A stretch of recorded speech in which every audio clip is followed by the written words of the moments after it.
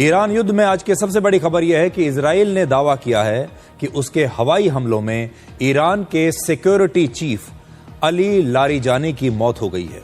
67 वर्ष के Ali Larijani को ईरान में सबसे प्रभावशाली लीडर माना जाता है और 28 फरवरी को ईरान के सुप्रीम लीडर आयतुल्लाह अली खamenei की मौत के बाद ईरान की सत्ता पर उन्हीं का नियंत्रण था।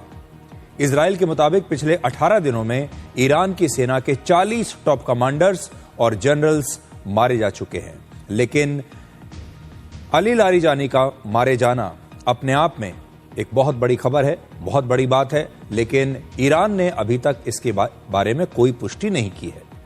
इसके बाद आपको दिखाएंगे कि ईरान युद्ध की वजह से दुनिया में कम से कम 85 देशों ने पेट्रोल और डीजल के दाम बढ़ा दिए हैं और इन देशों में अमेरिका, जर्मनी, स्पेन और स्वीडन जैसे पश्चिमी देशों के अलावा पाकिस्तान, श्रीलंका और नेपाल जैसे देशों में भी अब पेट्रोल और डीजल महंगा हो गया है। इसके अलावा पूरी दुनिया के देश अब कॉस्ट कटिंग मोड में चले गए हैं और हर देश अब अपने खर्चे कम कर रहा है। बहुत सारे देशों ने अपने सरकारी कर्मचारियों की तनख्वाहों में कटौती की है। कुछ देशों ने अपने लोगों से वर्क फ्रॉम होम करने को कहा है और कुछ जगहों पर स्कूल और कॉलेजों की छुट्टी कर दी गई है और कुछ देशों में हफ्ते में अब सिर्फ 4 दिन ही काम हो रहा है। कुल मिलाकर हर देश ये चाहता है कि उसके यहां कम से कम लोग घर से बाहर निकलें और सड़कों पर कम से कम गाड़ियां चलें ताकि खर्चा कम हो। और आखिर में उत्तर प्रदेश देश का पहला ऐसा राज्य बन गया है जहां पर 1 अप्रैल से हर अंडे पर एक्सपायरी डेट लिखना अनिवार्य होगा। यह फैसला इसलिए लेना पड़ा क्योंकि अक्सर बाजार में पुराने अंडों को ताजा कहकर बेच दिया जाता है और आप सबको इसकी कभी जानकारी नहीं होती कि जो अंडे आप खा रहे हैं वो कितने पुराने हैं और उन्हें खाना सुरक्षित है भी या नहीं। लेकिन सबसे पहले आपको ईरान युद्ध का पूरी दुनिया पर क्या असर पड़ रहा है ये बताते हैं। इस युद्ध की वजह से अब तक दुनिया भर के 85 देशों में पेट्रोल की कीमतें बढ़ चुकी हैं। कई देशों में डीजल, केरोसिन और एलपीजी सिलेंडर के दाम भी बढ़ा दिए गए हैं। सबसे पहले आपको भारत के पड़ोसी देशों के बारे में बताते हैं। पाकिस्तान में पेट्रोल लगभग 27%, मालदीव्स में 23%, चीन में 12.5% महंगा हो चुका है। श्रीलंका में भी पेट्रोल के दाम अब तक 8% बढ़ चुके हैं। हमारे एक और पड़ोसी देश नेपाल में पेट्रोल 15 रुपए और डीजल 10 रुपए महंगा हो चुका है। इस युद्ध की वजह से ताइवान में पिछले 1 महीने में पेट्रोल 52% महंगा हो गया है। लाओस में पेट्रोल 33% और ऑस्ट्रेलिया में 19% महंगा हो गया है। अब आप पश्चिमी देशों पर इस युद्ध का असर देखिए। अभी तक तो हम अपने पड़ोसी देशों के बारे में आपको बता रहे थे। अमेरिका में पेट्रोल 17%, जर्मनी में 16%, स्पेन में 15% और स्वीडन में 14% महंगा हो चुका है। जबकि हमारे देश में अभी तक इस युद्ध की वजह से पेट्रोल और डीजल के दाम में कोई वृद्धि नहीं की गई है, लेकिन दुनिया के कम से कम 85 देश ऐसे हैं जहां पर अब पेट्रोल और डीजल के दाम बढ़ा दिए गए हैं। अब आपको यह बताते हैं कि दुनिया के अलग अलग देश कच्चे तेल की कमी से निपटने के लिए क्या कर रहे हैं और ये सारे देश वो हैं जो अब कॉस्ट कटिंग मोड में चले गए हैं। हर देश ये कोशिश कर रहा है कि कैसे वो अपने खर्चे कम करे और कैसे पेट्रोल और डीजल की खपत कम से कम करे। जैसे श्रीलंका में सरकारी दफ्तरों में अब हफ्ते में सिर्फ 4 दिन ही काम होगा और 3 दिन छुट्टियां रहेंगी। बांग्लादेश की यूनिवर्सिटीज में रमजान की छुट्टियों से पहले ही अब छुट्टियां घोषित कर दी गई हैं। पाकिस्तान में सरकारी कर्मचारियों के वेतन में 5 से 30% की कटौती की गई है और इससे होने वाली बचत को आम जनता की राहत के लिए इस्तेमाल किया जाएगा। तेल संकट की वजह से 23 मार्च को पाकिस्तान डे परेड और अन्य औपचारिक कार्यक्रम भी अब रद्द कर दिए गए हैं। थाईलैंड ने अपने यहां लोगों को इलेक्ट्रॉनिक उपकरण बंद रखने, फोटोकॉपी कम करने और ऑनलाइन मीटिंग्स को बढ़ावा देने की सलाह दी है।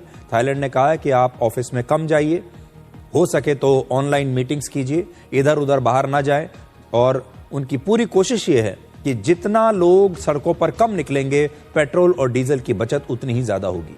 फिलीपींस में भी अब 4 दिन का वर्किंग वीक लागू कर दिया गया है, यानी वहां भी हफ्ते में सिर्फ 4 दिन काम होगा। सरकारी दफ्तरों को लंच ब्रेक के दौरान कंप्यूटर्स को बंद रखने और एसी को 24 डिग्री सेल्सियस से ऊपर रखने का निर्देश दिया गया है ताकि बिजली की खपत कम हो। ऑस्ट्रेलिया के केंद्रीय बैंक ने लगातार दूसरी बार अपने ब्याज दरों में वृद्धि की है और ऑस्ट्रेलिया में ब्याज दरें अप्रैल 2025 के बाद इस समय सबसे ज्यादा है।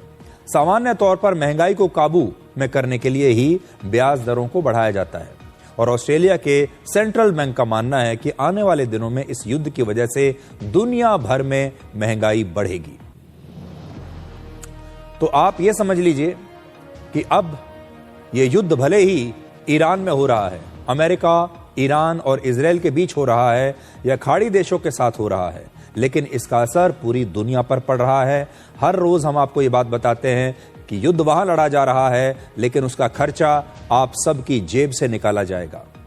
पूरी दुनिया अब ये समझ चुकी है कि इस युद्ध के बाद अब बहुत महंगाई होने वाली है।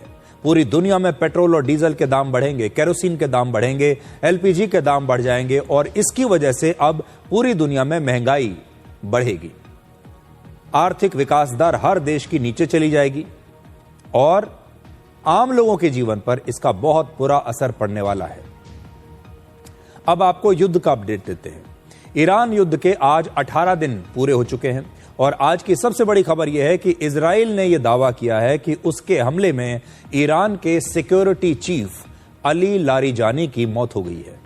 इजराइल के मीडिया के मुताबिक इस समय ईरान के de facto leader Ali Larijani ही थे, यानी ईरान की सत्ता पर उन्हीं का पूरा नियंत्रण था। वही इस समय इस युद्ध की पूरी रणनीति बना रहे थे। 28 फरवरी को ईरान के सुप्रीम लीडर खामनेई की मौत के बाद से ईरान में सभी बड़े फैसले लारीजानी ही ले रहे थे। लारीजानी की उम्र 67 वर्ष है और उन्हें ईरान में सबसे प्रभावशाली लीडर इस समय माना जाता है और पिछले वर्ष अगस्त में उन्हें सुप्रीम नेशनल सिक्योरिटी काउंसिल का प्रमुख बनाया गया था और यही काउंसिल ईरान की राष्ट्रीय सुरक्षा, सैन्य रणनीति और विदेश नीति तय करती है। इजराइल की सेना का दावा है कि इस समय अली लारीजानी के नेतृत्व में ही ईरान की सेना इजराइल और अमेरिका के खिलाफ युद्ध लड़ रही थी। इजराइल के मुताबिक 16 मार्च को इजराइल की वायुसेना ने तेहरान में एक सेफ हाउस पर हमला किया, जिसमें अली लारीजानी के साथ ईरान की बसीज मिलिशिया के प्रमुख भी मारे गए हैं और उनका नाम है गुलाम रजा सुलेमानी। यह इजराइल का एक बहुत बड़ा दावा है और पूरी दुनिया में इसकी चर्चा हो रही है। अब से थोड़ी देर पहले इजराइल के प्रधानमंत्री बेंजामिन नेतन्याहू ने खुद यह दावा किया है कि इजराइल ने ईरान की रेवोल्यूशनरी गार्ड के प्रमुख अली लारीजानी को मार दिया है। युद्ध में पल पल कैसे स्थिति बदलती है। देखिए, कल हम आपको बता रहे थे कि इजराइल के प्रधानमंत्री बेंजामिन नेतन्याहू की मौत की खबर 2 दिन से पूरी दुनिया में ट्रेंड कर रही थी। ईरान ने पूरी दुनिया में इस खबर को फैला दिया था कि इजराइल के प्रधानमंत्री उसके एक मिसाइल हमले में मारे जा चुके हैं और बेंजामिन नेतन्याहू को 24 घंटे में अपने 2 वीडियोस पोस्ट करने पड़े दुनिया को ये बताने के लिए कि वो जिंदा हैं। और आज वही बेंजामिन नेतन्याहू आज ये बता रहे हैं कि अली लारीजानी, जो कि इजराइल के इस समय के सबसे बड़े और प्रभावशाली नेता हैं, वो मारे जा चुके हैं। हालांकि ईरान ने इस दावे की अभी तक कोई पुष्टि नहीं की है, लेकिन आज दोपहर अली लारीजानी के आधिकारिक एक्स अकाउंट से एक सोशल मीडिया पोस्ट करके अमेरिकी हमले में मारे गए ईरानी नौसैनिकों को श्रद्धांजलि दी गई है। तो ये अली लारीजानी का आखिरी ट्वीट है या कह लीजिए एक्स पर उनका आखिरी पोस्ट है। अब कहा नहीं जा सकता कि हो सकता है कि उनका सोशल मीडिया हैंडल कोई और ऑपरेट कर रहा हो, लेकिन उन्होंने ये पोस्ट जरूर किया है। लारीजानी ईरान के एक बहुत बड़े नेता हैं और अगर वो मारे गए हैं तो ये एक बहुत बड़ी खबर है। अली लारीजानी ईरान के खामनेई परिवार के बहुत करीबी माने जाते हैं और वो खुद भी ईरान के एक बेहद ताकतवर राजनीतिक परिवार से आते थे।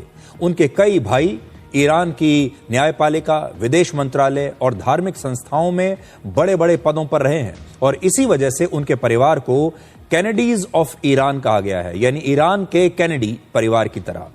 अमेरिका में कैनेडी परिवार एक बहुत प्रसिद्ध राजनीतिक परिवार है जिसके सदस्य अमेरिका के राष्ट्रपति भी रहे हैं और इस परिवार के कई लोग अमेरिका में बड़े बड़े राजनीतिक पदों पर रहे हैं और इसीलिए अली लारीजानी के परिवार को भी ईरान के कैनेडी परिवार के तौर पर देखा जाता है।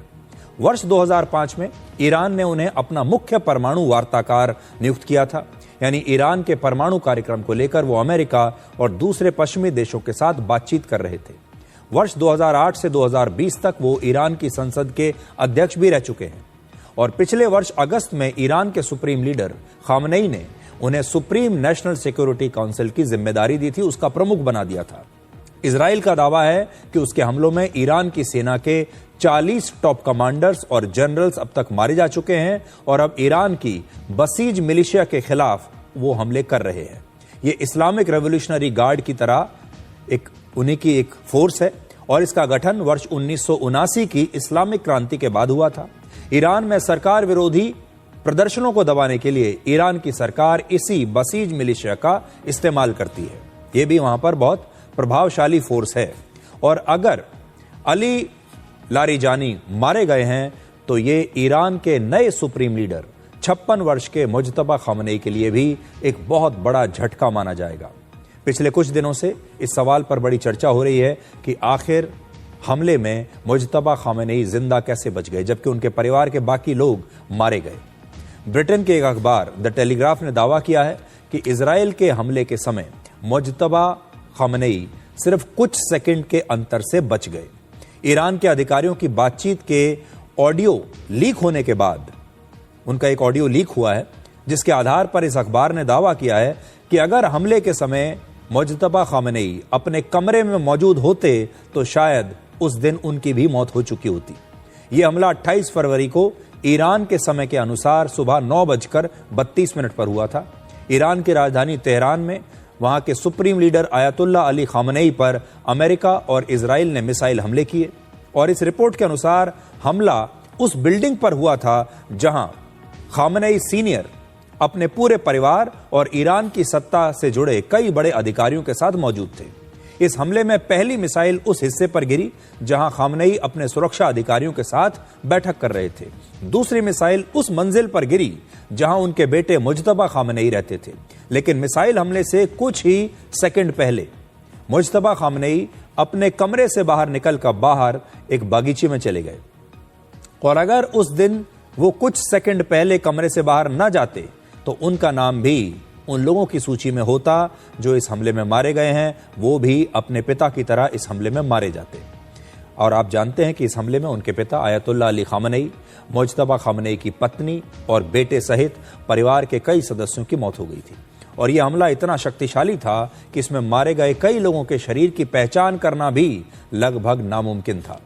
इस रिपोर्ट के अनुसार उस हमले में मुज्तबा खामनेई भी घायल हुए थे, लेकिन इस समय वो कहां हैं इसका जवाब किसी के पास नहीं है। लेकिन अमेरिका ने यह दावा किया था लगातार कि मुज्तबा खामनेई बहुत बुरी तरीके से घायल हो गए हैं और इस समय वो कहीं पर छिपे हुए हैं और उनका इलाज चल रहा है। और यही कारण है कि जब मुज्तबा खामनेई जब वो ईरान के सुप्रीम लीडर बनाए गए उसके बाद उन्होंने जो अपना पहला संदेश जारी किया वो संदेश एक टेक्स्ट के रूप में जारी किया गया था। ये संदेश देने के लिए ना तो वो बाहर सार्वजनिक रूप से लोगों के बीच में आए और ना ही ये संदेश उन्होंने टीवी पर आकर या कैमरे के सामने आकर दिया। और इससे बहुत सारे लोगों को ये शक हुआ कि मुज्तबा खामनेई कैमरे के सामने आकर, लोगों के सामने आकर बात क्यों नहीं कर रहे हैं। और इसका एक बड़ा कारण ये हो सकता है कि उस दिन हमले में वो बुरी तरह घायल हो गए हों और इस समय उनका कहीं पर ऐसी जगह पर इलाज चल रहा हो जिसकी लोकेशन इस समय किसी को पता नहीं है।